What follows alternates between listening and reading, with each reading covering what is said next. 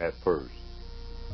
And I think, I went through a little depression and everything right at the beginning.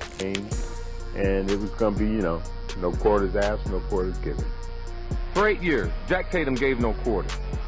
A 3-time All-Pro for the Raiders.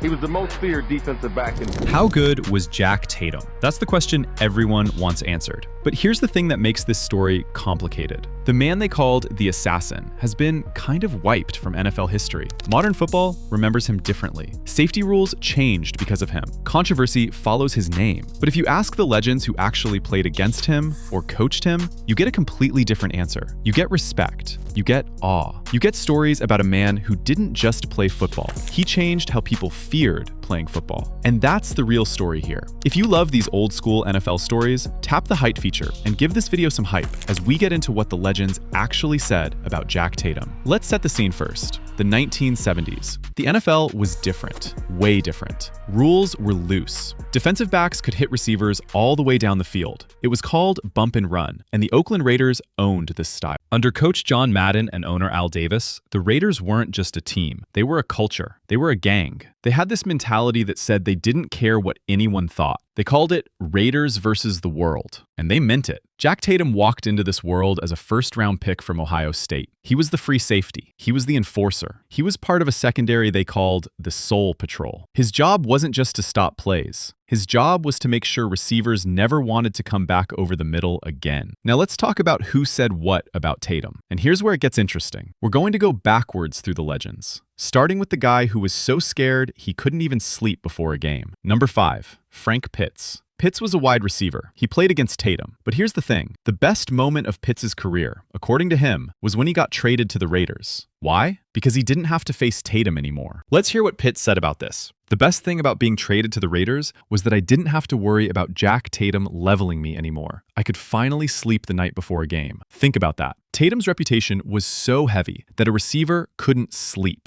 couldn't rest, couldn't prepare mentally because he was too busy being afraid. That's not physical talent anymore. That's psychological power. That's a player affecting the game before he even steps on the field. Pitts spent nights worrying. He spent nights thinking about what might happen. And when he joined the Raiders, he switched sides. Now, Tatum was his shield instead of his hunter. Now, the assassin was protecting him. That's the kind of fear we're talking about here. Number 4, Earl Campbell. Now, Earl Campbell was no joke. They called him the Typhoon because he ran people over. Campbell was a running back who punished defenders. He was built like a truck. He hit as hard as he got hit. Campbell and Tatum collided at the goal line in 1979. Campbell was running full speed. Tatum was ready. What happens next? Campbell never forgot. Here's what Campbell said about that hit. I hit a brick wall that didn't move. Campbell kept going. A shock went down to the heels on my feet and it burned. Campbell got up. He scored. But something was different. Something felt wrong. Campbell said later, nobody knew this, but I was thinking, something's wrong. A man whose whole identity was running through people just hit a wall. That wall was Jack Tatum. And that wall didn't budge. That wall didn't move an inch. In a league full of hitters, Tatum was different. Campbell knew it. When the most powerful runner in football admits that one man made him feel that way, that's legacy. Number 3, Sammy White. This is the most famous moment. Super Bowl 11. White was a Minnesota Vikings receiver. Tatum hit him. The hit was so hard, White's helmet flew off. It actually came off his head and went into the air. White said he didn't even see it coming. I didn't even see him. I just remember the impact and then looking for my helmet. It was like getting hit by a truck you never saw coming. But here's what's important. White didn't hate Tatum. He didn't complain. He said it was a hell of a lick. He said it was part of the game. He respected it. That was the era. You got hit. You lived with it. If you survived, you were a man. If you survived and caught the ball, you were a legend. White caught the ball, but he'll never forget the assassin. Number 2, John Madden. He was the coach. He designed Tatum's role. Madden understood something that modern coaches might miss. He understood that fear is a weapon, a real weapon. Madden said this about Tatum. Jack Tatum was a true Raider. He didn't just want to stop the play. He wanted to make sure that receiver didn't want to come back over the middle again. Madden used Tatum like a chess piece. But Tatum was a piece that worked in the opponent's head, not just on the field. Quarterbacks knew Tatum was there, so they didn't throw certain routes. They didn't throw slants. They didn't throw posts over the middle. Tatum's presence alone changed what offenses could do.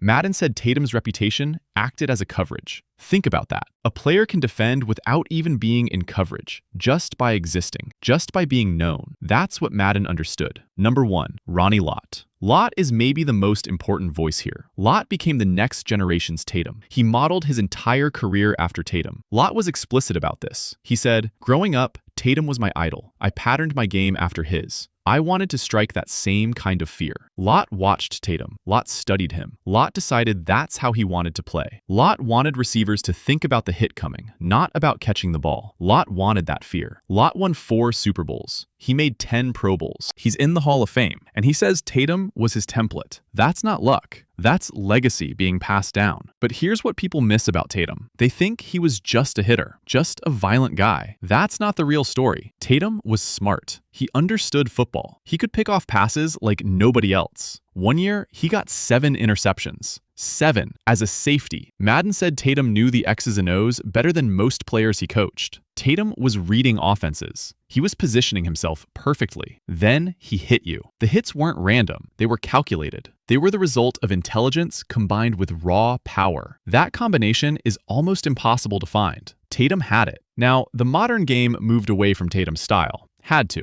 Rules changed. Player safety mattered. Hits like his are illegal now. They'd get you thrown out, fined, suspended. The game evolved. And maybe that's right. Maybe that's better. But the legends who actually faced Tatum, who actually played against him, they remember something the modern world forgot. They remember a player who was elite at everything he did. He was technical. He was smart. He was strong. He was fast. And he was respected. Even by the guys he hit. Even by the guys he scared. Because they knew he was the best at what he did. He was the assassin. And his legacy, according to the men who matter most, is locked in. Jack Tatum changed football. If you love this breakdown of one of the greatest defensive players ever, make sure you like the video, subscribe to the channel, and drop a comment telling us your favorite era of NFL football.